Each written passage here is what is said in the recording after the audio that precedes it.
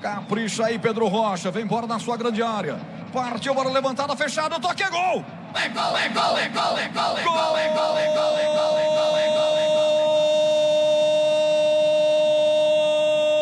Gol da Chape!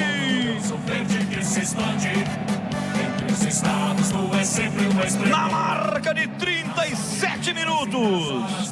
Na cobrança do escanteio, bola fechada no primeiro pau. Jogador do sul do país sobe no primeiro pau contra a marcação dos pontepretanos e manda essa bola para o fundo do gol.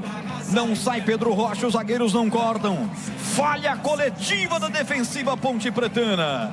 E ela vai morrer no fundo do gol. No fundo do gol de Pedro Rocha. Bruno Leonardo, camisa 33, o capitão dos caras. Ele vai para confirmar de cabeça o primeiro gol. 1 para Chapecoense, 0 para Ponte Preta. O que vale é o detalhe com Thaí Catarino. É o cruzamento do escanteio, né? A bola, na verdade, o gol foi do João Paulo, viu, Roger? Indiquei errado para você. João Paulo, camisa 4, foi para redes de cabeça, né? Uma jogada que é sempre perigosa contra o time da Ponte Preta. A Chape tá na frente 1 a 0.